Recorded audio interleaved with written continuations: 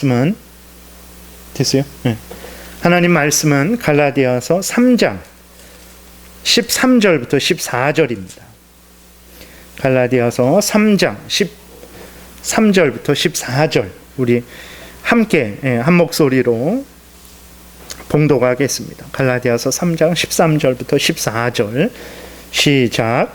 그리스도께서 우리를 위하여 저주를 받은 바 되사 율법의 저주에서 우리를 속량하셨으니 기록된 바 나무에 달린 자마다 저주 아래에 있는 자라 하였음이라. 이는 그리스도 예수 안에서 아브라함의 복이 이방인에게 미치게 하고 또 우리로 하여금 믿음으로 말미암아 성령의 약속을 받게 하려 함이라. 아멘. 기도드리겠습니다. 살아계신 하나님, 이 시간 하나님 말씀을 전하고 듣습니다. 성령께서 역사하셔서 우리를 향한 하나님의 뜻을 잘 깨달아 알게 도우소서. 그래서 우리가 성경을 잘 이해하고 또 성경에서 알려준 대로 잘 믿고 다른 사람들에게도 또 설명할 때에 지혜롭게 잘 설명하는 우리 모두가 되게 도우소서. 어느 곳에 있든지 모든 성도님들 지키시고 보호하시고 더 성숙하고 성장하는 은혜를 허락하여 주옵소서. 예수님 이름으로 기도드렸습니다. 아멘. 예. 오늘은 이제 벌써 이게 육신문이 되었습니다. 그래서 예수 그리스도께서 우리 대신 저주 받으셨다라는 그러한 제목으로 또 우리 교리문답을 좀 이렇게 공부해 나가겠습니다. 육신문에 보게 되면 우리가 사도신경을 예수 그리스도에 대한 부분을 이제 우리가 보고 있죠.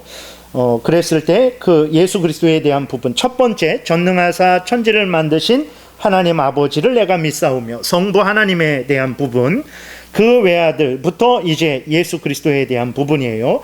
그 외아들 우리 주 예수 그리스도를 믿사오니 이는 성령으로 잉태하사 동정녀 마리아에게 나시고 그 다음에 본디오 빌라도에게 고난을 받으사, 지난주에 말씀을 드렸고, 십자가에 못 박혀 죽으시고 장사한 지 사흘 만에 죽은 자 가운데서 다시 살아나시며, 이 부분에 대해서 오늘 간략하게 좀 살펴보겠습니다.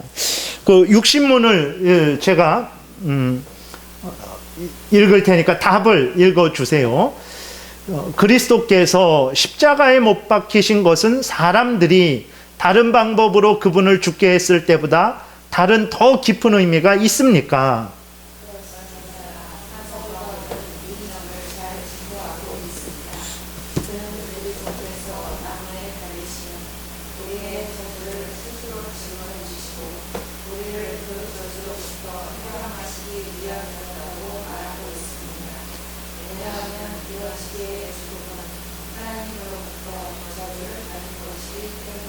예, 그러니까 뭐냐면 무슨 내용이냐면 예수 그리스도가 죽으실 수 있는 것이 꼭 십자가는 아니었거든요. 그 당시에도 여러모로 그 사람들을 처형하는 방법이 있었단 말이에요. 근데 예수 그리스도께서 십자가에 다른 방법으로 죽지 아니하시고 십자가의 죽음, 나무에 달려 죽으신 그것은 더 깊은 의미가 있는 거냐? 꼭 그렇게 예수 그리스도께서 십자가에 나무에 달려서 그렇게 돌아가셨어야 되냐? 그것을 이야기하는 거예요. 그랬을 때 답은 뭐냐면 그렇다라는 거예요.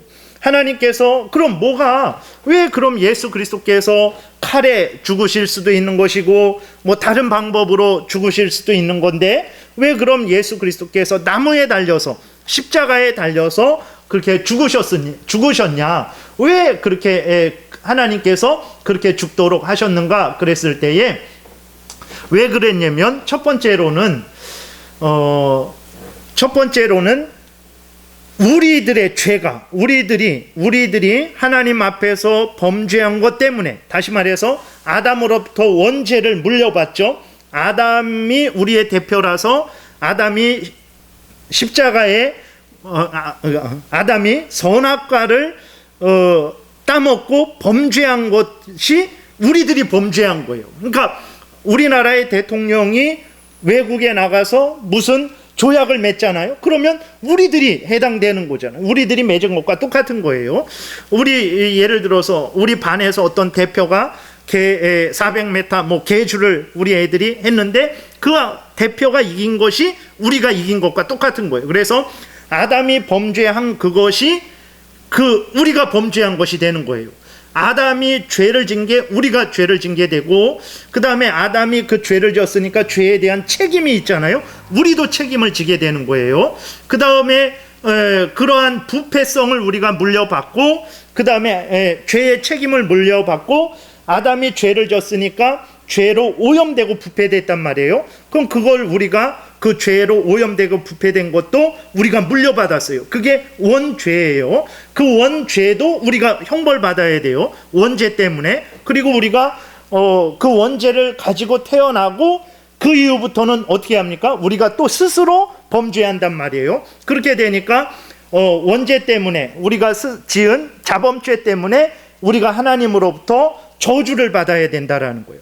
우리가 하나님으로부터 저주를 받아야 되는데, 진노를 받아야 되는데, 죽음, 지옥 형벌을 받아야 되는데, 그 하나님의 진노, 하나님의 죽음과 지옥 형벌, 그 하나님이 내리는 저주가 정말 너무나 우리들이 당해야 되는 저주가 너무나 크고, 우리들이 당해야 되는 저주의 비참함을 예수 그리스도께서 나무에 달려 죽으시는 것을 통해서 드러내신 거예요. 우리들이 지은 죄가 얼마나 큰 죄인지, 그리고 우리가 저주받아야 될 것이라는 것을 알려주시기 위해서 첫 번째로는 예수 그리스도께서 십자가에 달려 죽으신 거예요. 그러니까 예수님이 많은 방법으로 죽으실 수도 있는데 십자가에 달려서, 나무에 달려서 죽으셨단 말이에요. 그럼 왜 나무에 달려서 죽으셨을까? 바로 너희들이 이렇게 비참하게 죽어 마땅한 자들이다라는 것을 하나님께서 알려주시는 거예요. 그러니까 우리들이 저는 뭐 이렇게 남에게 한 번도 나쁜 말도 안 하고 눈 흘기지도 않고 정말 저는 땅만 보고 살고 남을 뭐 째려다 보지도 않고 그렇게 착하게 살았습니다 라고 할지라도 그는 원죄가 있는 것이고, 그 죄라는 것은 하나님의 말씀을 어기는 것만 죄가 아니라 하나님의 말씀에 부족한 것도 죄란 말이에요. 사랑하라 그랬는데 내 이웃을 내 몸과 같이 사랑하지 못하는 것도 죄란 말이에요.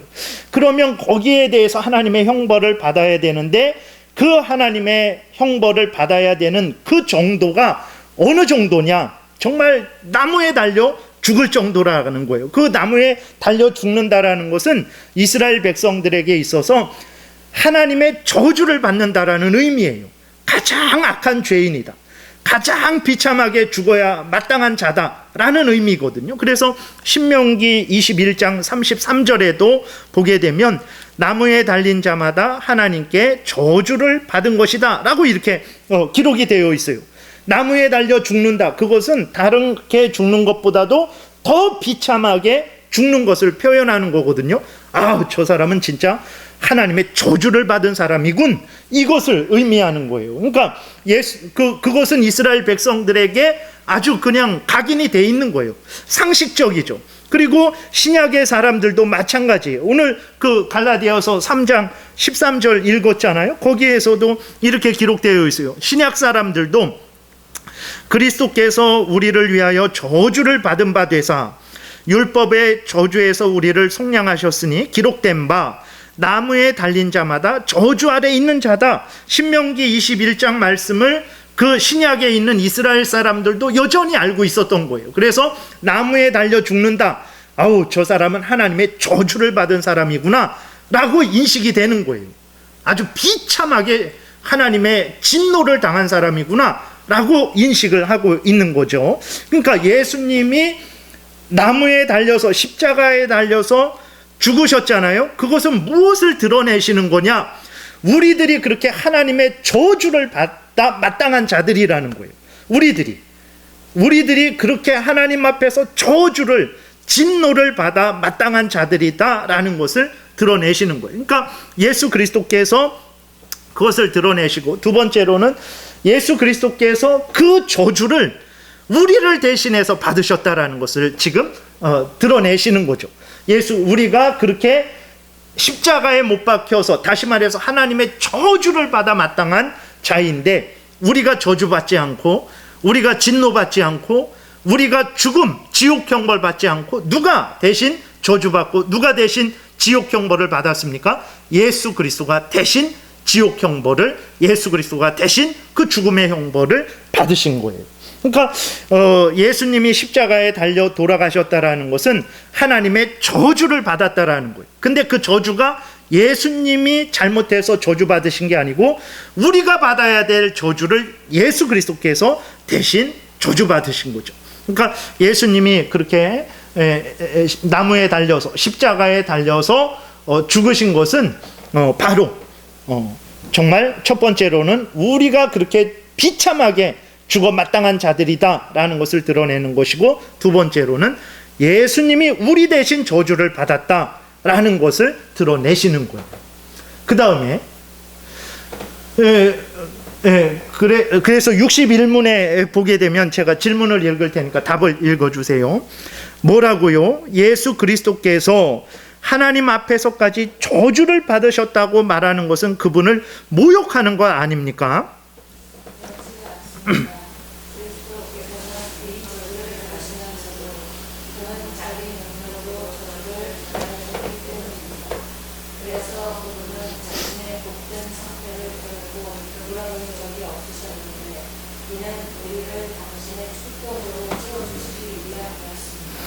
무슨 말이냐면, 질문이, 그러니까 그는 예수님이 하나님의 저주를 받으신 거죠. 십자가에 못 박히신 것은 예수님이 진짜로 하나님의 저주를 받으신 거예요. 그러니까 우리는 그게 이상하잖아요. 삼위일체 하나님인데, 성부, 성자, 성령 하나님이신데 성부 하나님께서 성자 하나님 예수 그리스도를 저주하셨다? 아니, 이게 삼위 하나님 간에 불화가 생겼나? 삼위 하나님 간에 서로 문제가 있는가? 우리는 그렇게 인식을 하죠. 어떻게 성부 하나님이 성자 하나님께 저주를 내리셨을까라고 그렇게 우리가 생각을 하게 되죠. 근데 앞에서 말씀드렸듯이 그거는 예수 그리스도를 모독하는 거 아닙니까? 이렇게 생각할 수 있는데 그게 아니고, 예수님이 하나님의 저주받은 거 맞습니다. 근데 예수 그리스도께서 예수님 때문에, 예수님의 잘못 때문에 저주받은 게 아니고 예수 그리스도께서는 우리 대신 저주를 받은 거예요. 그러니까 우리가 하나님의 저주 받아야 되는데 예수 그리스도께서 대신 저주를 받은 것이죠. 그렇기 때문에 예수 그리스도가 저주받았다라고 할 때에 그거는 예수를 모독하는 게 아닙니다. 예수님을 모독하는 게 아니죠. 예수님은 죄인들의 대표시죠. 하나님의 택한 백성들의 대표시란 말이에요. 우리가 하나님의 택한 백성들, 우리들이 저주를 받아야 되는데 우리의 저주를 예수님이 대신 받으신 거거든요. 그래서 하나님이 예수님에게 그 진노를, 그 저주를, 그 죽음을, 그 지옥 형벌을 쏟아내신 거예요. 그러니까 그것은 예수님이 미워서, 어떤 문제가 있어서 예수님에게 하나님이 그렇게 쏟아내신 게 아니고 우리에게 쏟으셔야 될 형벌을 대신 예수님에게 쏟으신 것이기 때문에 그것을 하나님의 저주를 받았다라고 말하는 것이고, 그것은 예수 그리스도를 모욕하는 게 아니죠. 오히려 예수 그리스도를 높이는 거죠. 우리 대신 내가 하나님으로부터 저주를 받아야 되는데, 내가 하나님으로부터 죽음, 지옥 형벌을 받아야 되는데 나 대신 예수 그리스도가 하나님의 저주를 받으셨구나, 하나님의 지옥 형벌, 진노를 받으셨구나, 이렇게 되는 거예요. 그렇기 때문에 하나님이 예수 그리스도를 저주하셨다라고 할 때 그것은 예수 그리스도를 모독하는 게 아니에요.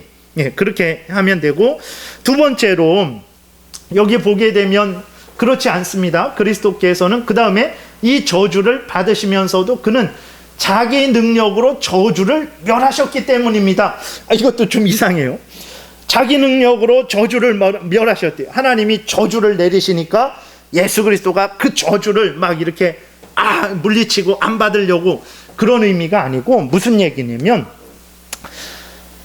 우리들은 하나님이 우리들에게 저주를 내리시면, 하나님이 우리들에게 진노를 내리시면, 하나님이 우리에게 죽음을 벌하시면, 하나님이 우리에게 지옥 형벌로 벌하시면 우리는 어떻게 됩니까? 우리는 그 진노를 감당할 수 없어요.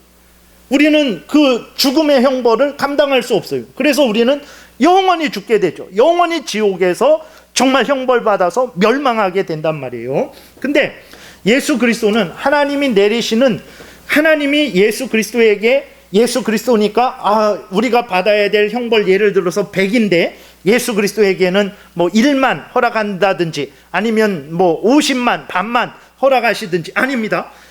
모든 하나님의 택한 백성들이 받아야 될 그 진노, 저주, 지옥 형벌을 하나님께서 다 예수 그리스도에게 내리신 거예요. 그 예수 그리스도는 모든 하나님의 택한 백성들이 받아야 될 하나님의 진노, 저주를 다 받으신 거예요. 다. 우리는 누구를 대신해서, 예를 들어서 예를 들어서 누구를 대신해서 내가 대신 매를 맞겠다, 그런 경우가 있잖아요. 근데 한 사람을 대신해서 매를 맞아도 감당이 안 됩니다. 그걸 어떻게 다 참습니까? 근데 만약에 100명을 대신해서 매를 맞겠다, 그걸 죽죠. 그 사람이 죽죠.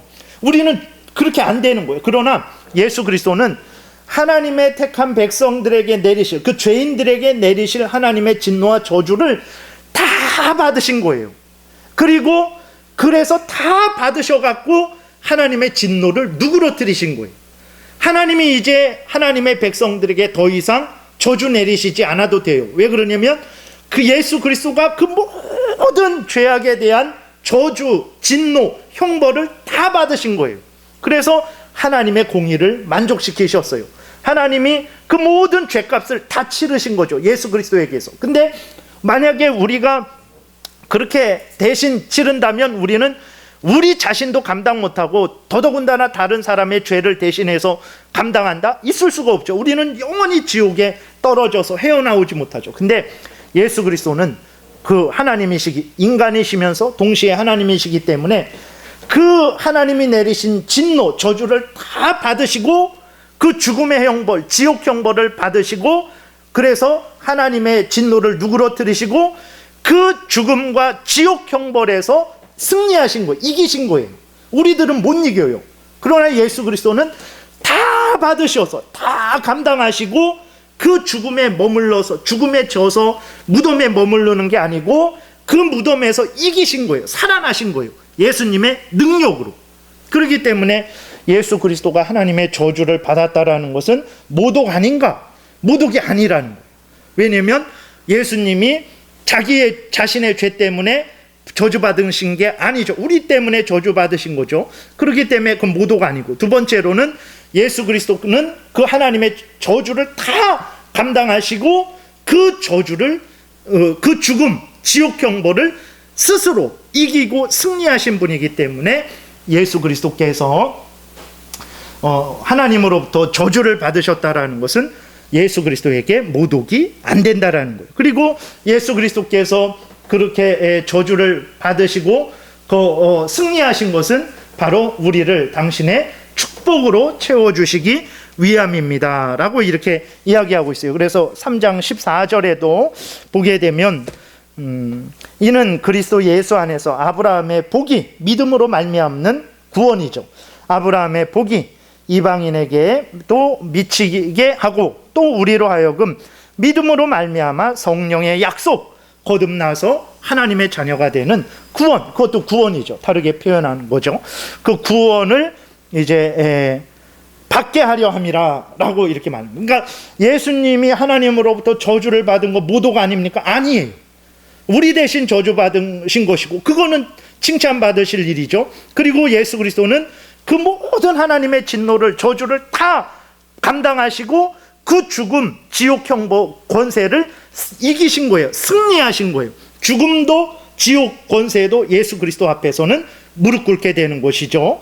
그렇게 하셔서 예수 그리스도가 우리에게 구원을 주시는 것이기 때문에 예수님이 하나님으로부터 저주를 받으셨다라는 것은 결코 예수 그리스도를 모독하는 게 아니죠.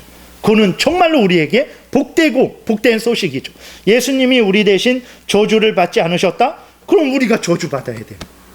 그럼 우리는 죽음에서 이겨나갈 수 있는 사람이 있습니까? 우리는 질병도 못 이겨서 지금 이렇게 코로나 때문에 마스크 쓰고 정말 모이지도 못하고 우리는 그 작은 바이러스 하나 이기지 못하는데 하나님의 진노를 우리가 어떻게 그것을 다 감당하고 그 진노, 그 죽음에서 우리가 스스로 일어날 수 있겠습니까? 없어요.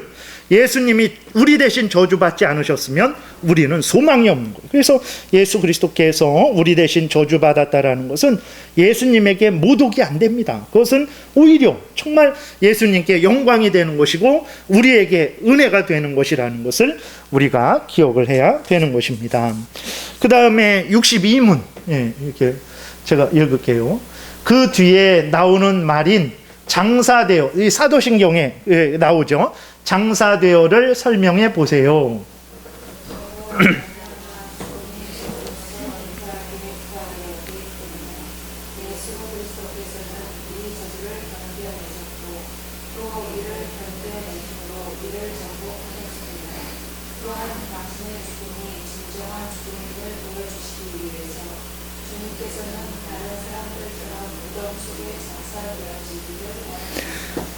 그래서 예수님이 진짜 그 사도신경에 보게 되면 우리가 십자가에 못 박혀 죽으시고 그 다음에 장사한 지 사흘 만에 죽은 자 가운데서 다시 살아나시며, 그래서 장사되셨다라는 것을 고백을 하고 있어요. 아니, 예수님이 무덤에 묻히셨다라는 게 뭐가 그렇게 중요한가 라고 우리는 생각하죠. 중요합니다. 그래서 왜 중요합니까? 라고 그랬을 때 첫 번째로는 우리가 진짜 하나님께 형벌받아서 그렇게 무덤에 묻혀야 돼요.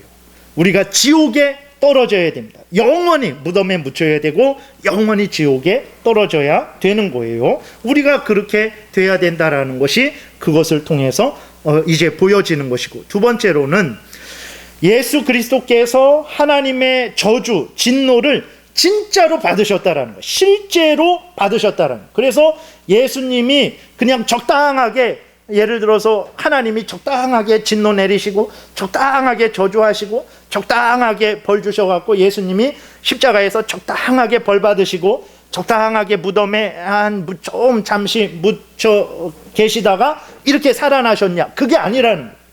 예수님이 장사되셨다라는 것은 정말로 하나님의 그 진노, 죄인들에 대한 하나님의 진노, 그 저주, 그 형벌, 그 죽음의 형벌, 지옥 형벌을 진짜로 다 받으셔서 예수 그리스도가 실제로 죽으셨다. 그러니까 예수 그리스도가 정말 하나님의 진노를 다 받으셨다.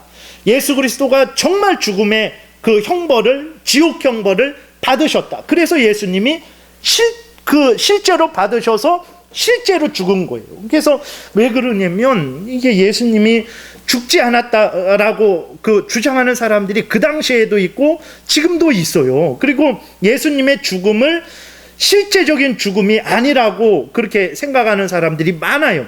그것은 그러니까 영지주의자들, 그래서 예수님이 이 땅에 육신으로 오신 게 아니다, 그림자다, 환상이다, 헛개비다, 그렇게 되니까 예수님이 죽은 것도 진짜로 죽은 거 아니다, 그냥 환상이다, 그림자다, 이렇게 말하는 이단들이 그때에도 있었고 지금도 있어요.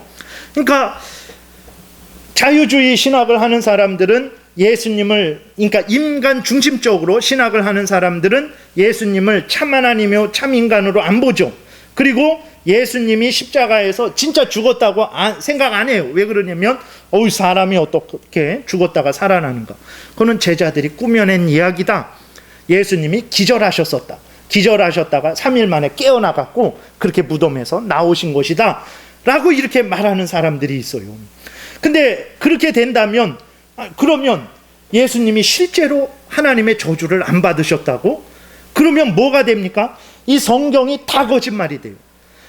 분명히 오늘 갈라디아서 3장 거기 13, 14절에서도 바울이 말하죠. 예수 그리스도가 하나님의 저주를 받은 것이다 라고 이렇게 말을 해요. 그래서 실제적으로 무덤에 묻히셨다, 그리고 살아나셨다. 사도신경에서도 우리 모든 믿음의 조상들이, 선배들이 예수님은 실제로 하나님의 저주를 받으셨고 우리 대신 저주를 받으셨고 그래서 실제로 죽으셨고 그래서 무덤에 3일 동안 묻혀 계시다가 죽음을 이기시고 승리하셨다, 이것을 고백하는데 예수 그리스도가 실제로 죽은 게 아니고 그럼 하나님의 저주를 다 받은 게 아니란 말이야? 이렇게 된단 말이에요. 그러면 예수 그리스도가 우리 대신 저주를 안 받으셨다면, 그 모든 저주를 안 받으셨다면 우리가 저주 받아야 돼요. 우리가 받아야 될 저주가 남아있는 거예요. 그러니까 진짜로 예수 그리스도가 하나님의 택한 백성들을 대신해서 그 하나님의 진노, 하나님의 저주, 하나님이 내리시는 형벌, 죽음, 지옥 형벌을 다 받으셔서 실제로 받으셨다라는 것을 증거하기 위해서 그것이 정말 무덤에 묻히셨다, 십자가에서 죽으셔서 무덤에 묻히셨다라는 것을 고백을 하는 거예요. 그래서 예수 그리스도께서 실제로 죽으셨고 그래서 무덤에 장사되었다라는 것은 중요합니다. 만약에 예수 그리스도가 실제로 죽지 않으셨다 그러면 그럼 예수 그리스도가 하나님의 형벌을 다 받은 게 아니네. 그럼 우리가 남은 형벌을 받아야 된단 말이에요. 그러니까 구원이 없어지는 거예요. 성경에서 말하는 구원이 없어지는 거고 성경도 다 거짓말이 되어지는 거죠. 그래서 중요한 것입니다. 그래서 그 마태복음 넘겨보세요. 27장 50절에 예수께서 다시 크게 소리 지르시고 영원히 떠나시니라, 죽으셨다라는 거예요. 네. 마가복음 15장에 예수께서 큰 소리를 지르시고 숨지시니라, 이에 성소 휘장이 위로부터 아래까지 찢어져 둘이 되니라. 예수를 향하여 섰던 백부장이 그렇게 숨지심을 보고 이르되 이 사람은 진실로 하나님의 아들이었도다. 그 로마 군인이 확인한 거예요. 그래서 창으로 예수님 옆구리를 찔러서 정말 물과 피가 쏟아져 내려왔잖아요. 죽은 사람이 그 물에 있는 피에 있는 그러한 것들이 이렇게 나뉘어져서 물과 또 그것들이 나뉘어져서 물과 피가 거기 쏟아져 버린 거예요.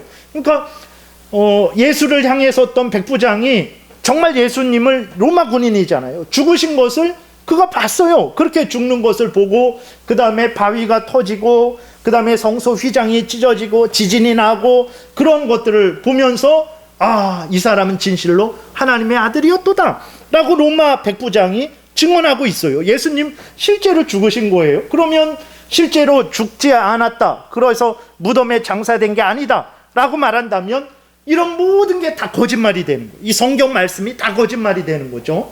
요한복음 19장에서도 보면 군인들이 가서 예수와 함께 못 박힌 첫째 사람과 또 그 다른 사람의 다리를 꺾고, 이거 왜 그러냐면 아직까지 살아있으면 도망갈까 봐 십자가에서 내릴 때 그걸 확인합니다. 그래서 다리를 꺾어버려요. 그래서 도망가지 못하게 죽여버리는 거거든요. 아직 안 죽었으면 죽여버리는 거예요. 근데 예수께 이르러서 그렇게 하려고 했는데 어떻게 됐습니까? 예수께 이르러서는 이미 죽으신 것을 보고 다리로 꺾지 않은 거예요. 그래도 모르니까 혹시라도 죽었단 말이에요. 그러니까 다리를 꺾어버리지 않죠. 그렇게 되니까 그래도 혹시 모르니까 군인 한 명이 창으로 옆구리를 찔렀어요.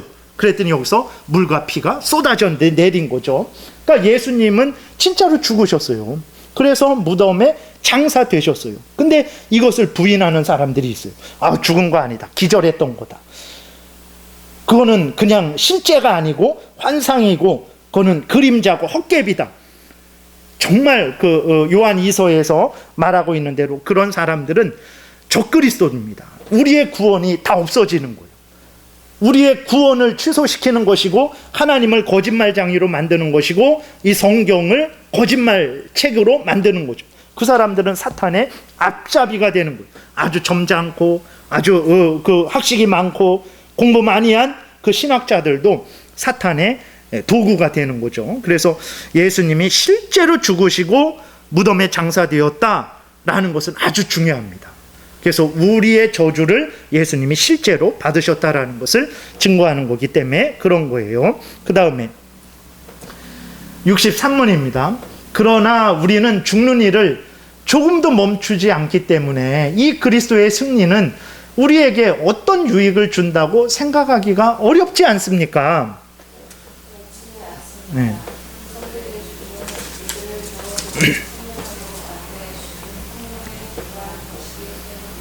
네, 뭔 얘기냐면 예수님이 우리 대신 저주를 받으셨고 죽음의 형벌, 지옥 형벌을 다 받으셨다고 하셨는데, 그리고 그 죽음을 이기시고 살아나셨다고 하시는데 우리들은 죽잖아요 이렇게 하는 거예요. 우리 다 죽죠. 언젠가는 다 죽습니다. 에녹이랑 엘리야 빼고는 다 죽는단 말이에요. 그 두 사람은 그냥 살아서 하늘로 올라갔지만 이 땅에 있는 모든 사람들이 다 죽는단 말이에요. 예수님이 십자가에 못 박혀서 우리 대신 죽었다고 하는데, 그래서 우리가 죽지 않는다고 하는데 우리는 죽잖아요. 그럼 그게 무슨 유익이 있습니까? 이렇게 질문하는 거죠. 물론 그렇죠. 육신의 눈으로 보면 다 죽거든요. 그 예수님이 십자가에 못 박혀 죽으시기 전이나 후나 똑같이 사람들이 죽는단 말이에요. 그러니까 뭐 혜택 없는 거 아닌가? 육신의 눈으로 보면 혜택이 없죠. 그러나 여러분, 만약에 예수 그리스도가 나를 대신해서 죽지 않으셨어요. 그래서 내가 죽었어요. 내가 죽으면 내가 어디서 눈을 뜰까요? 지옥에서 눈 뜨죠. 지옥에서 하나님의 형벌을 받는 거죠. 그리고 마지막 재림 때에 다시 살아나서 그때는 영원한 형벌을 받고 사탄 마귀와 함께 지옥에서 영원토록 이제 정말 그 하나님의 진노의 형벌을 당하게 되는 거예요. 근데 예수님이 우리를 대신해서 죽으심으로 말미암아서, 그런데도 우리는 죽죠. 언젠가는 우리가 죽을 거예요. 그러나 우리가 눈을 감았어요. 이 땅에서 하고 눈을 죽었어요. 눈을 뜨면 어디에서 뜹니까? 천국에서 뜬단 말이에요. 예수님이 십자가에 못 박혀 죽으셨다 그랬는데 나에게 무슨 유익이 있는가? 나는 계속 늙어지고, 나는 계속 아파지고, 나는 내 생명이 끊어져 가게 되고, 저 예수 잘 믿은 사람도 죽어버렸고, 이 사람도 죽어버렸고, 예수님의 죽음이 무슨 유익이 있습니까? 우리는 겉으로 봤을 때는 유익이 없지만 믿음의 눈을 떠보세요. 우리의 죽음이 이전에는 지옥에 가는 죽음이었어요. 지옥의 통로였습니다. 그러나 이제는 우리의 죽음이 천국에 가는 통로가 된 거예요. 천국으로 가는 문이 돼버린 거예요. 예수님 때문에. 그러니 당연히 예수 그리스도의 죽음이 아무 유익 없는 거 아닙니까? 라고 말할 수 없는 거예요. 그렇지 않습니다. 성도들의 죽음은 이제 예수 그리스도가 우리를 대신해서 죽으심으로 말미암아서 그 이후로 성도들의 죽음은 더 좋은 생명으로 안내해주는 통로가 된 것입니다. 천국으로 인도하는 문이 된 것입니다. 이렇게 말을 하는 거예요. 그래서 64문, 그러면 이제 우리는 죽음을 마치 무서운 일처럼 두려워해서는 안 되고, 오히려 우리를 멸하기 위함이 아니고 구원코자 그곳에 앞서가신 우리의 머리이신입니다. 머리이신 예수 그리스도를 기쁜 마음으로 따라갈 뿐이라는 말입니까?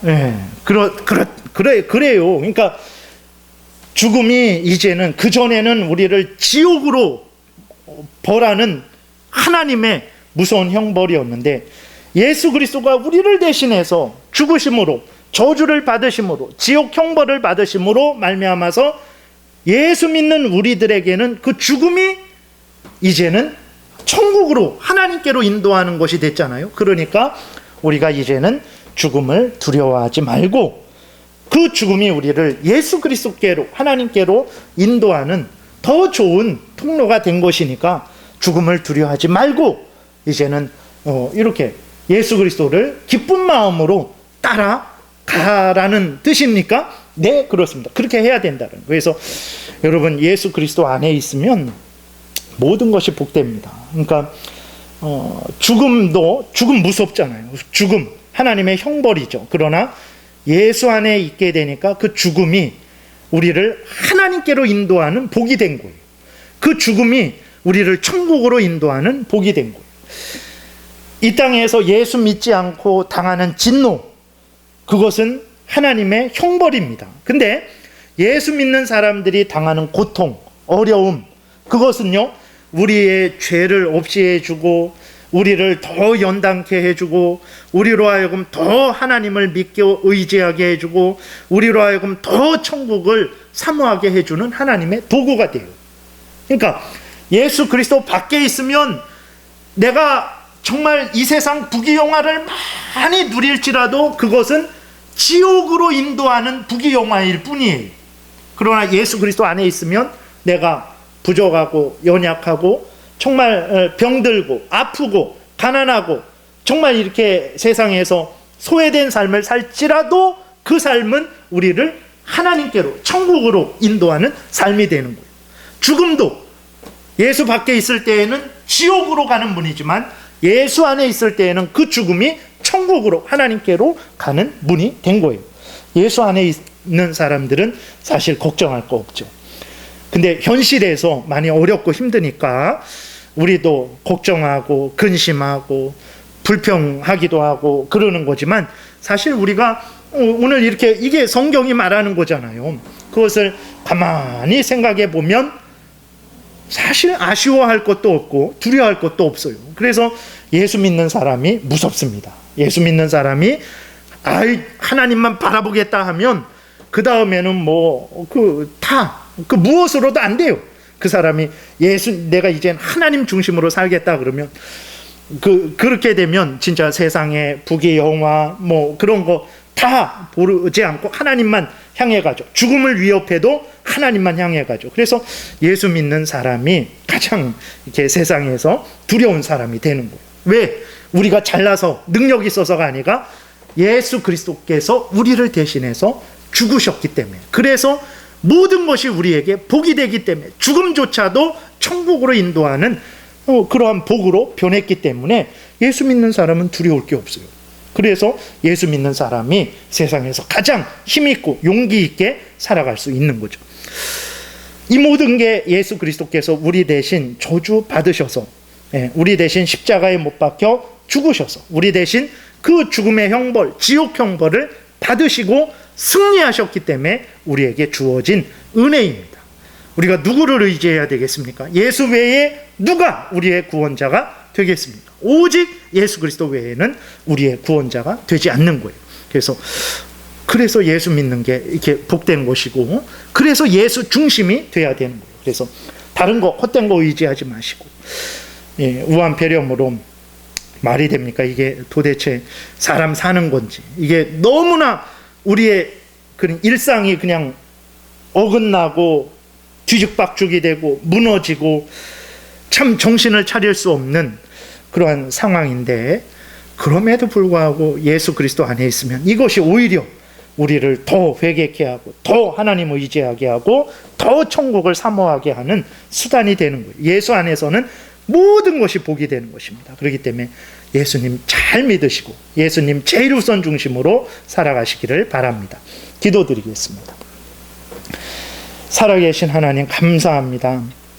우리 구주 예수 그리스도께서 이 땅에 오셔서 우리가 받아야 될 형벌, 우리가 받아야 될 저주, 진노, 죽음, 지옥 형벌을 대신 받아주시고 승리하셔서 그 생명을 우리에게 나눠주심으로 말미암아 우리가 이렇게 살고 이렇게 힘들고 어지럽고 복잡하고 참 실망할 것들만 있는 상황이지만, 그래도 소망을 갖고 용기를 내고 다시 하나님께 감사하고 하나님이 보내주신 자리에서 하나님이 맡겨주신 일들을 잘 감당하려고 하는 마음을 갖게 하시니 감사드립니다.